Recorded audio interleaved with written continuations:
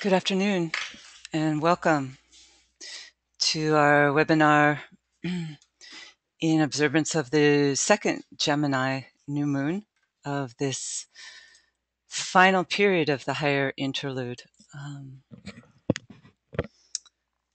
So it's great to work together in conjunction with this powerful opportunity, which I noted in the emailing is strengthened by the powerful alignment of this new moon with two potent fixed stars, the great giant Betelgeuse and the most potent Polaris. So we'll talk about that a little bit today prior to our meditation. But I wanted to begin with a moment of silence followed by a sounding of the mantra of unification.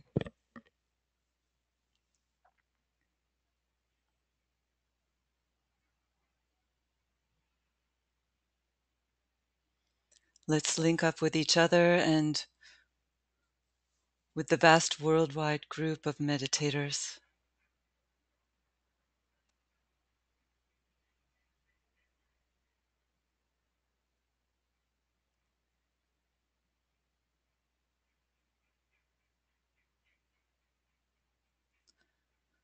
The sons of men are one, and I am one with them.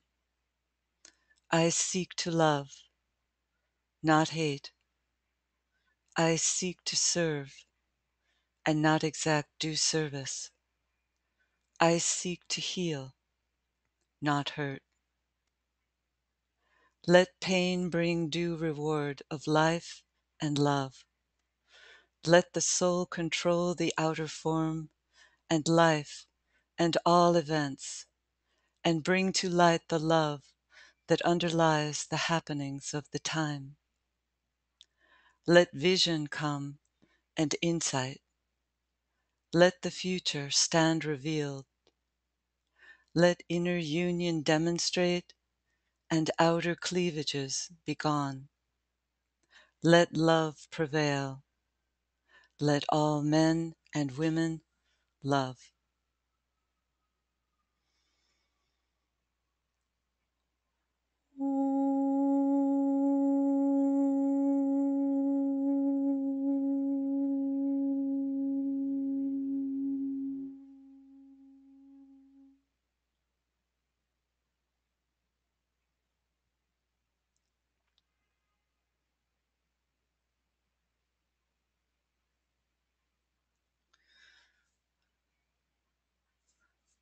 I'd like to just extend this moment of silence to include the following brief visualization. Visualize yourself as standing to one side of a vast field of closed lotus buds, which rest on their broad green leaves. Above you is the blue of heaven, and ahead of you, across the field of buds and leaves, and on the far horizon, is a golden gate with the two halves of its door closed.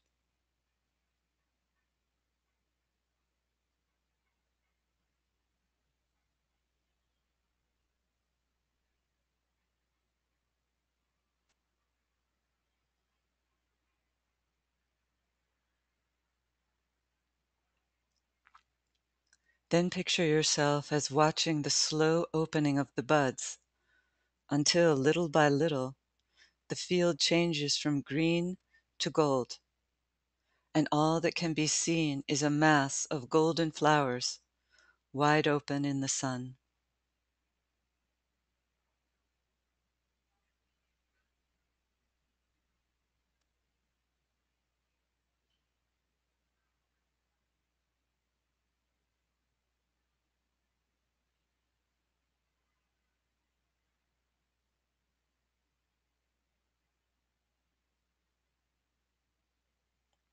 Then imagine yourself, my brother, putting a foot upon the field and finding, instead of the mud and water, which had been anticipated, a firm path which appears before you as you advance, dividing the field into two halves and leading straight to the golden gates.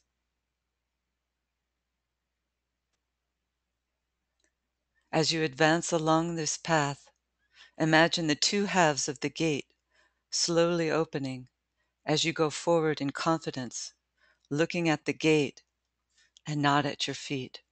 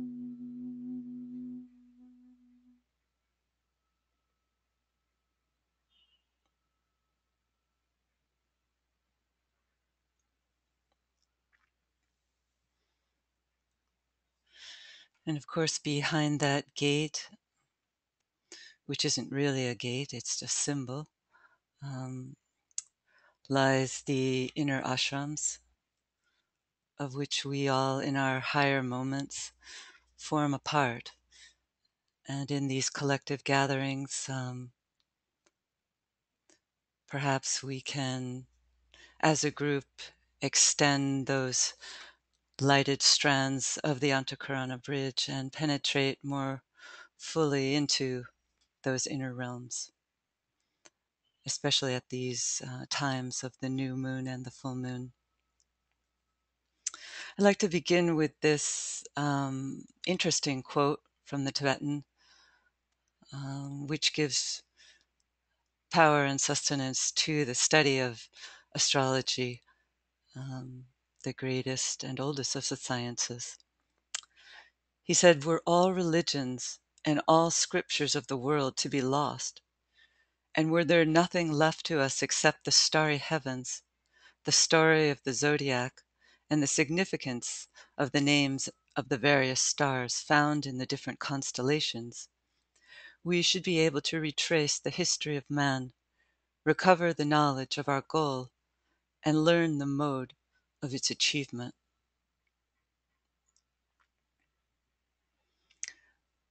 So there's much to be gained from a study of the stars, a pondering of the meanings of their different configurations in the sky. And we have an opportunity to do this each month as we ponder the keynotes and the key qualities of any sign that's under consideration. And also in opportunities such as today, when the alignments of the full moon and the new moon coincide with two powerful, what's called fixed stars. There are stars in the heavens that are not always part of any of the well-known 12 zodiacal constellations, but which nonetheless form a very real and potent um, part of our astrological study and understanding. And the ancients knew about these stars. Um, they're called fixed stars because in relationship to our planetary life, because of the vast distance that they stand between us, our system, and the great zodiacal wheel, they're relatively quiet and fixed and not moving.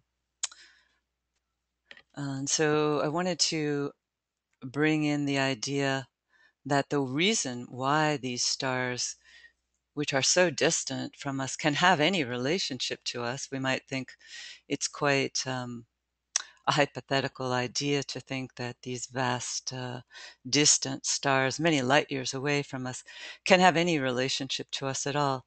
But if we do ponder, even for a moment, the idea of the etheric body, of which all things are composed, we can then perhaps more clearly understand that the basis for astrology is very much based on this idea of the ethers of space, that all space um, is conformed by vast networks of lighted energy.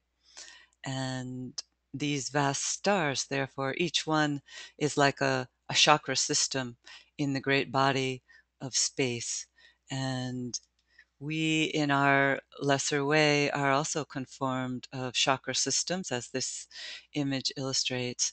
And these vast energy currents, chakra systems within the larger macrocosmic whole, flow through into our subtle vehicles to the extent that we align ourselves as a group more powerfully with these great centers of force.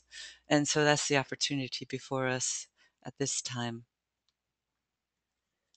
And just to state some of the key points that Tibetan gives us about this science of etheric vision, that it's on the horizon.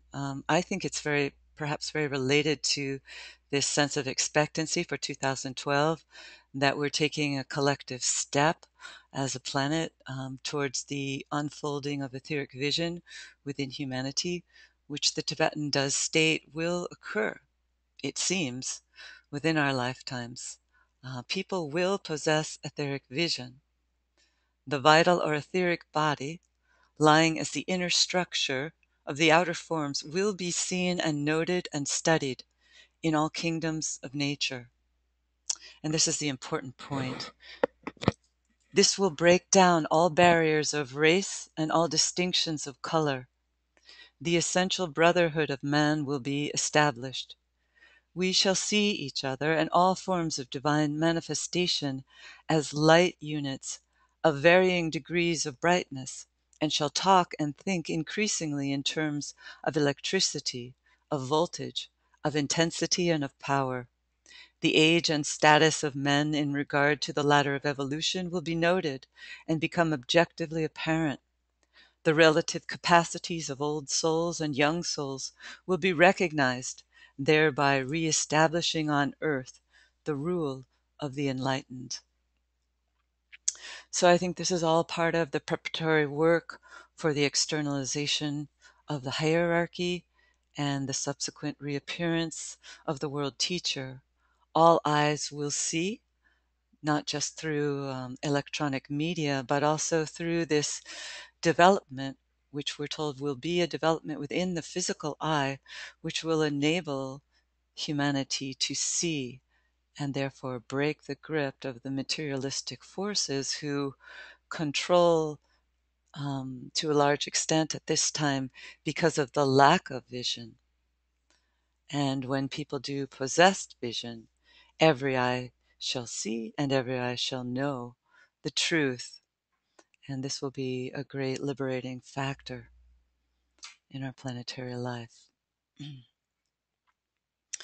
So the two stars that are aligning at this time with this new moon of Gemini, exactly at 28 degrees of Gemini, are the most potent star in the constellation of Ursa Minor.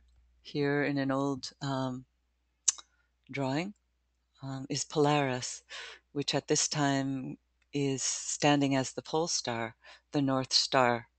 Um, According to the teachings of astrology, the North Star is not a permanent star. It is more like an office, it seems, just like the office of the Christ is not the name of an individual, but it is an office, as is that of the Manu. So the pole star is currently being held by Polaris, which is found at the tip of the tail, of the little bear. And in this ancient etching or drawing, we see that there is a very powerful connection with the great constellation Draco. And it was said that the little bear formed the wings of this great dragon. And there's an interesting passage in Cosmic Fire about the relationship of the path of Earth's service, which is the path which many of our hierarchy has chosen to travel during this time of greatest opportunity in the long history of our planetary life. Many of the masters, as we know, have chosen this sixth path at their time of the, excuse me, not the sixth path, at the time of their sixth initiation. They chose the path of Earth's service, which prevents them from taking a path which may have been their rightful path. And because of their desire to serve humanity. We know the Buddha made this sacrifice at the time of his enlightenment, and we know that the Master KH, the Master DK, who probably has taken the sixth initiation, we're not sure, but these great teachers, the Master Morya, have chosen the path of Earth's service. And so we're so grateful to that decision for the help that they can give to our planetary life. But the reason I brought it up is because we're told in an interesting passage at the end of Cosmic Fire about this path of Earth's service being related to a vast struggle with a dragon. And I believe he calls it a green dragon.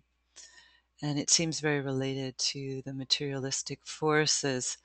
So perhaps this struggle that we're all participating in with this dragon and the overcoming of this dragon on a higher echelon can be given support by this great overshadowing constellation of Draco, which is related very much to that part of the heavens where Polaris is found. So this is an interesting picture which shows the relationship between Ursa Minor, where Polaris is found. There you see at the tail end of the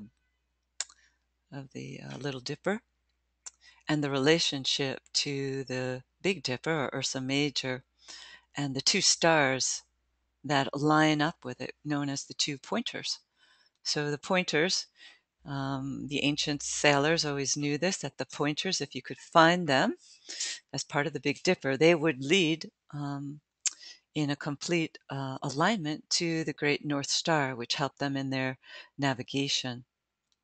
So you see here in another image, these two pointers are known as Dubé and Merak, two stars of the Great Bear, two stars which are, we're told by the Tibetan, form what he calls a cosmic triangle, which represent the three aspects.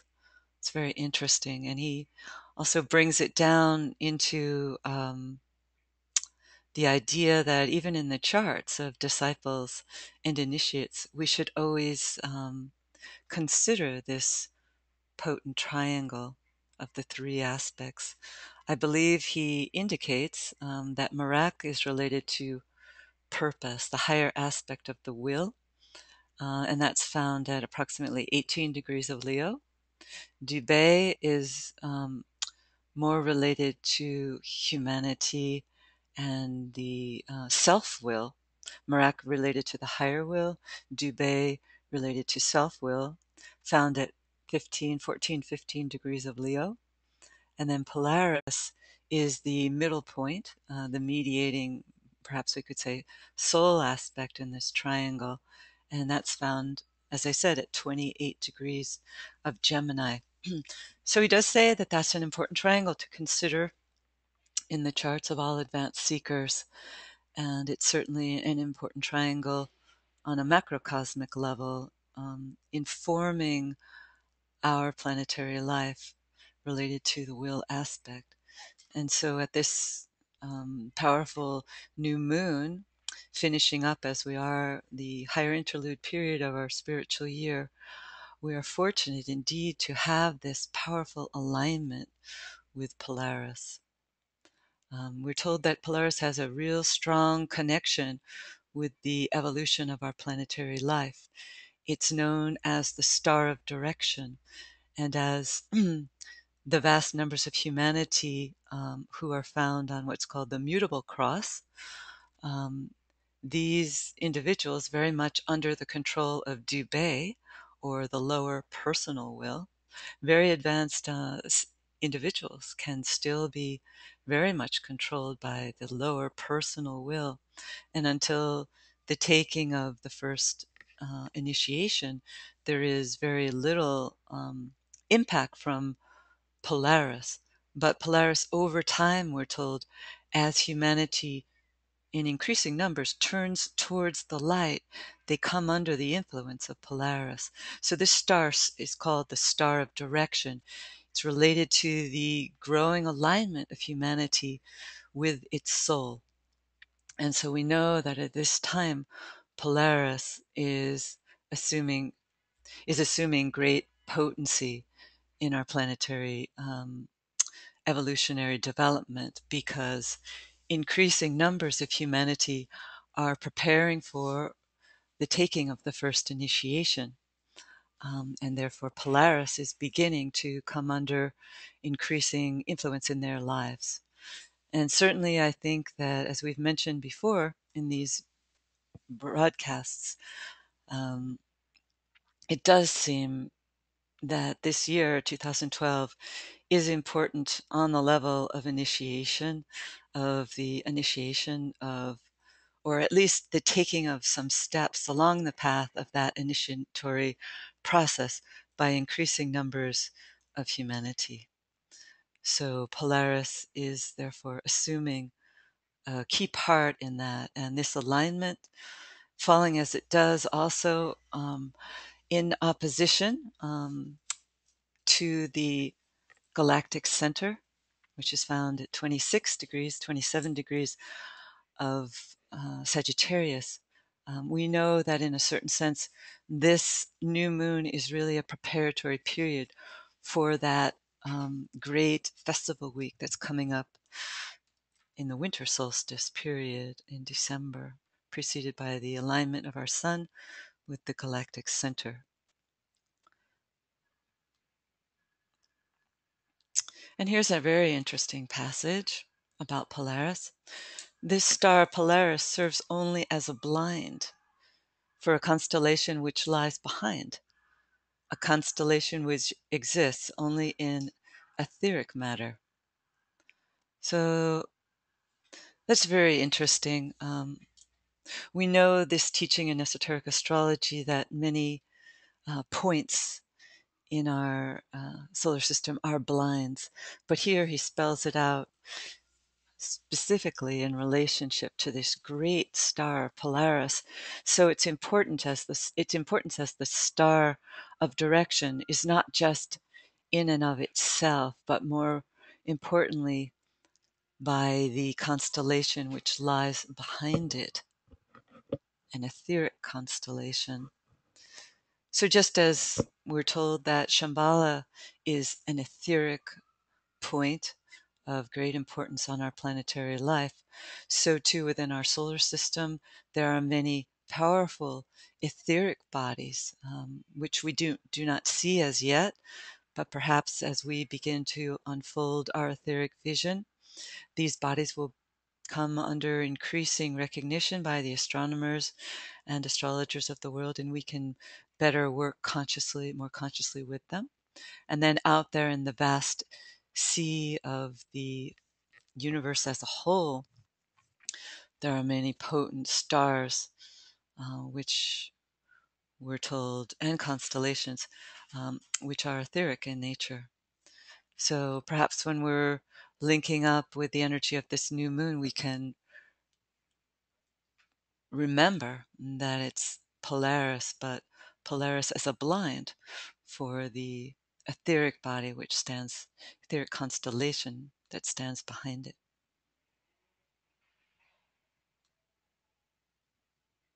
Some of the names of Polaris over time: by the ancients was called the pathway. Interestingly, a pathway leading to something beyond, beyond the star, this vast constellation in etheric matter, perhaps.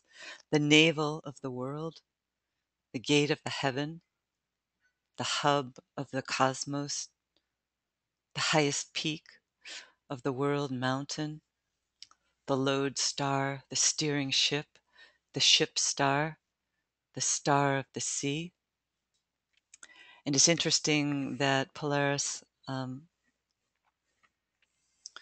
was worshipped as the star of the temples that were built in ancient Egypt, and that the planet Uranus was discovered 1 degree away from Polaris. Interesting.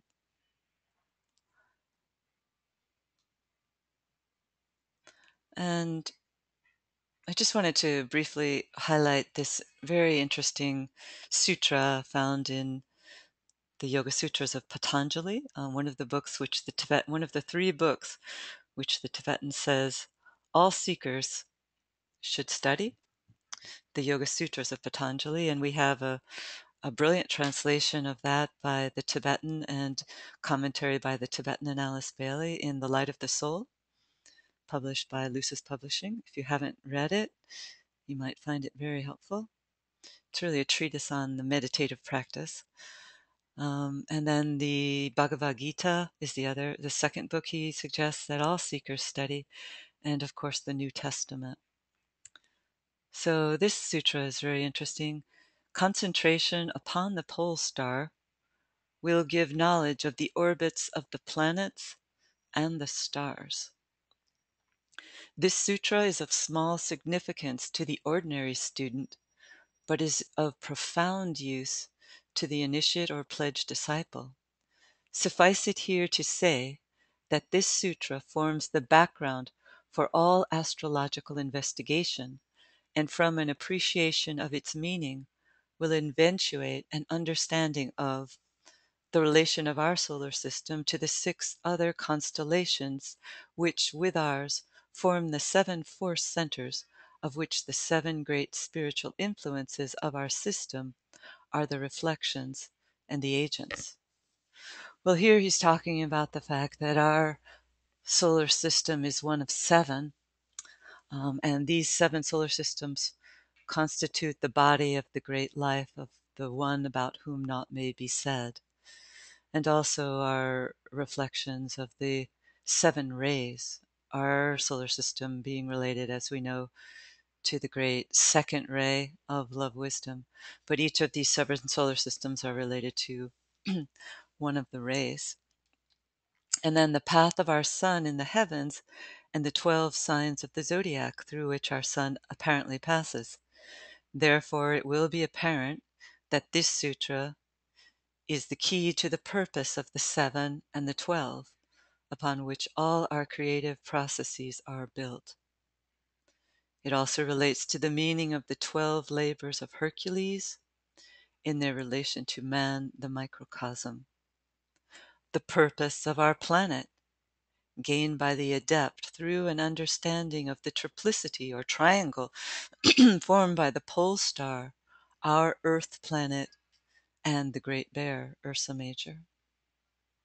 Other meanings are available to those who hold the key, but the above will suffice to show the deep, though esoteric significance attached to these brief words. Again, concentration upon the pole star will give knowledge of the orbits of the planets and the stars. And just briefly to state, as I did in the emailing, in esoteric psychology, the Tibetan gives a number of factors which are influencing humanity at this time. And one is related to Betelgeuse and Sirius. He says humanity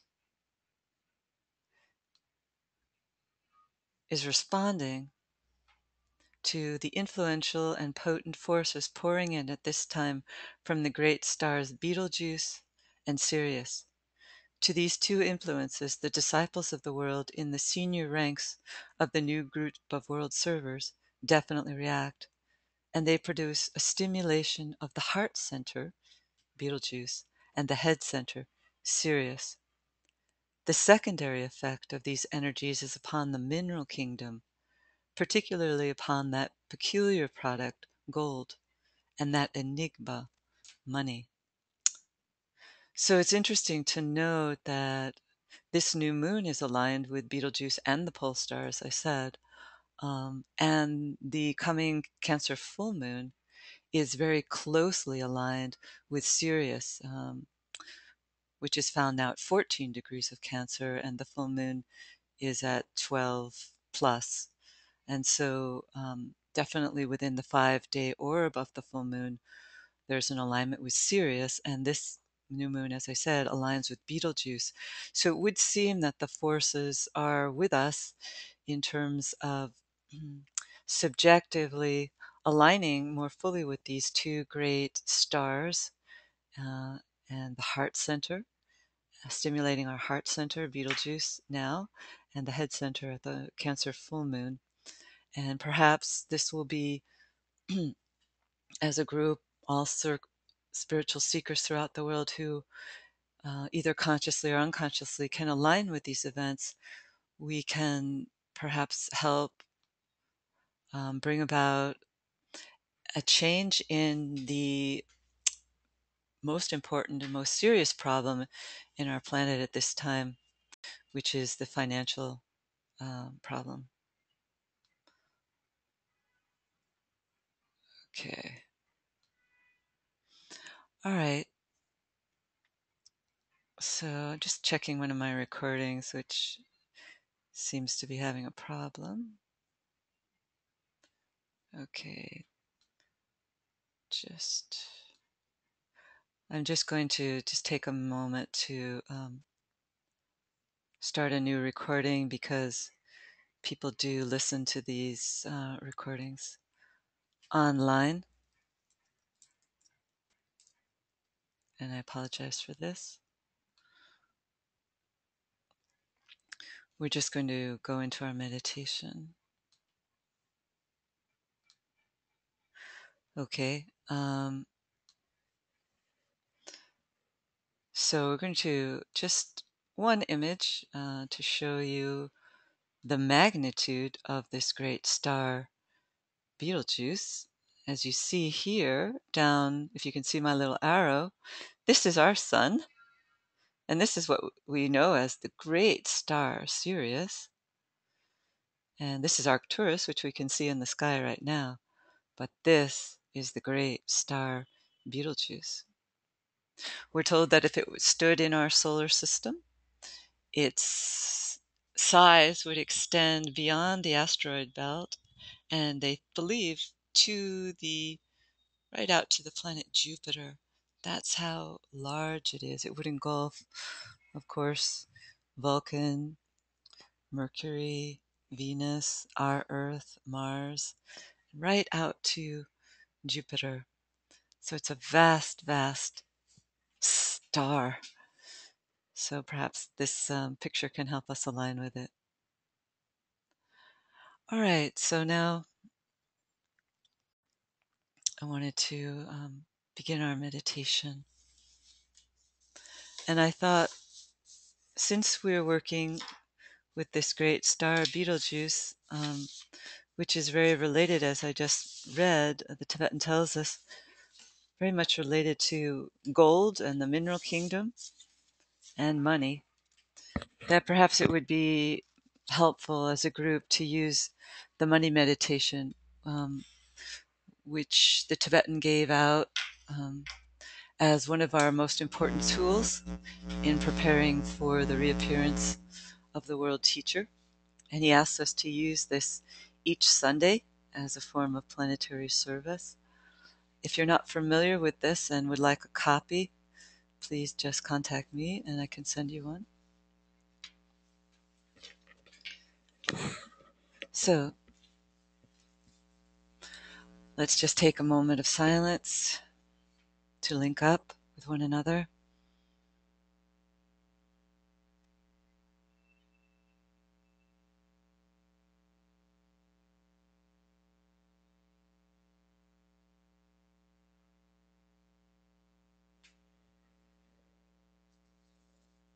achieving a personality quietness.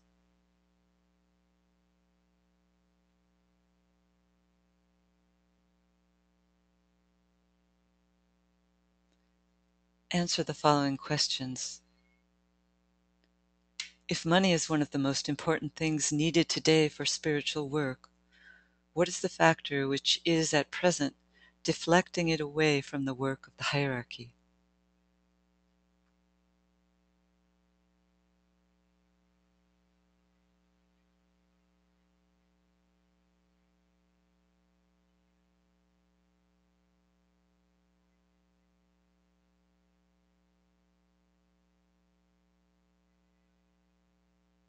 What is my personal attitude towards money? Do I regard it as a great spiritual asset, or do I think of it in material terms?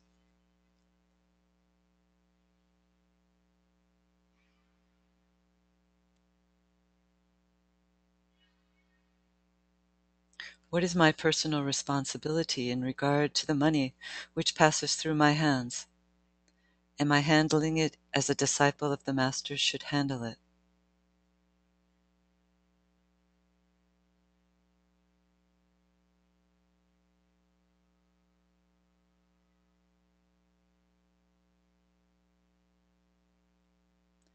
Now ponder on the redemption of humanity through the right use of money.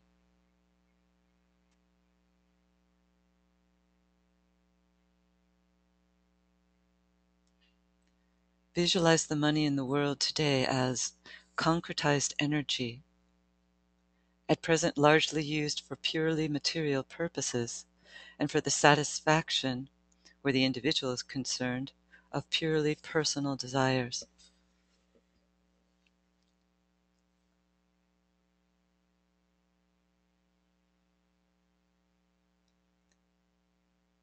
Now visualize money as a great stream of flowing golden substance, passing out of the control of the forces of materialism and into the control of the forces of light.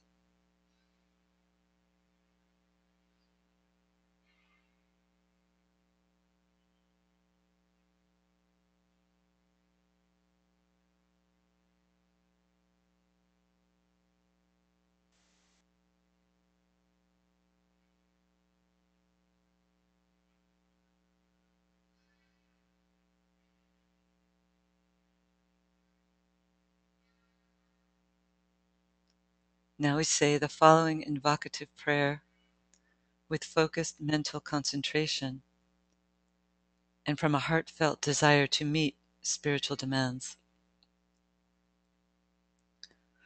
O Thou, in whom we live and move and have our being, the power that can make all things new, turn to spiritual purposes the money in the world.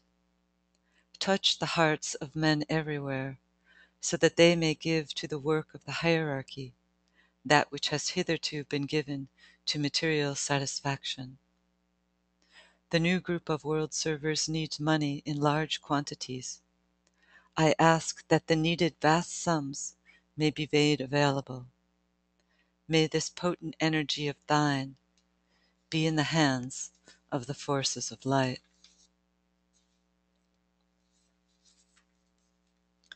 Now visualize the work to be done by those groups which claim your present allegiance.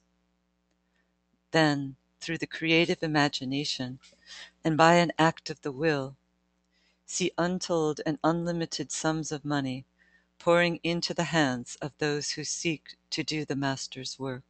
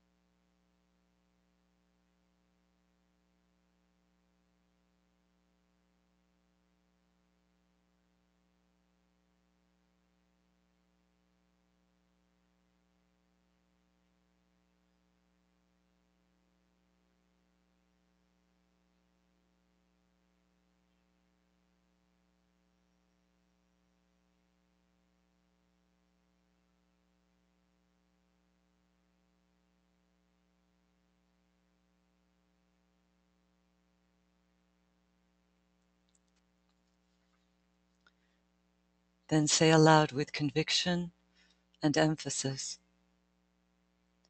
"He for whom the whole world waits has said that whatsoever shall be asked for in his name, and with faith in the response, will see it accomplished." Remember at the same time that faith is the substance of things hoped for and the evidence of things not seen. And then we say, "I ask for the needed money for whatever group holds your loyalty and can demand it because from the center which we call the race of men, let the plan of love and light work out, and may it seal the door where evil dwells."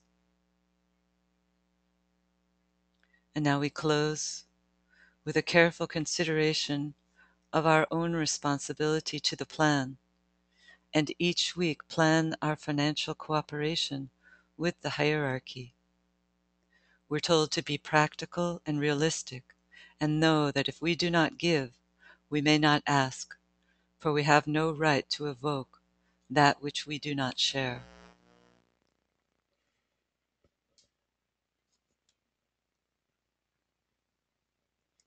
It's said that this meditation is so simple that many of you may regard it as innocuous and perhaps futile, but used by many simultaneously, it may shatter the impasse which at present prevents adequate funds pouring into the work which the hierarchy seeks to accomplish.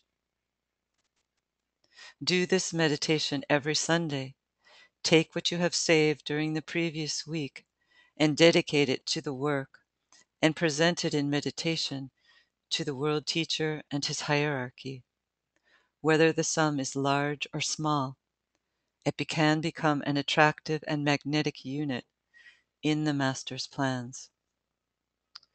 Realize the occult law that to those who give shall be given, so that they can give again.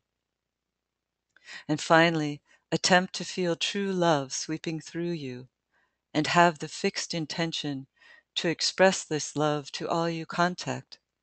It is the great attractive and selfless agent in world affairs.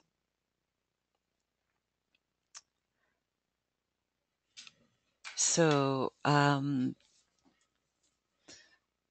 I said, as the Tibetan says, he asks that we use this meditation every Sunday. So if anyone would like to share any thoughts on the global financial situation from a spiritual perspective, or any thoughts related to this new moon opportunity, I could try and use this system. I don't have any of my helpers here today, but if you raise your hand, and I see that hand raised, although sometimes I don't see it, I could give you the mic.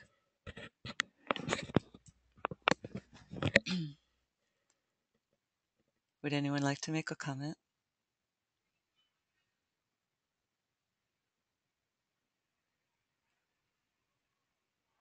Okay, Priscilla. Okay. Hello. Hello.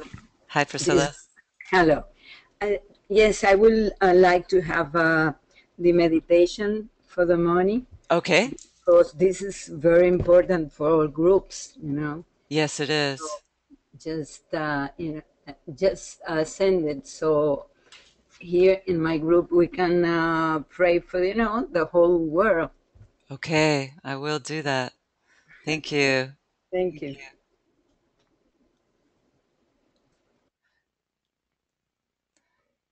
Does anyone else have a comment? Okay. All right. Well, thank you very much for your participation. And as I mentioned in an emailing, we're going to have another solstice meditation this coming Wednesday at the same time. So any of you who would like to join in that would be appreciated. So Thank you very much. Bye bye.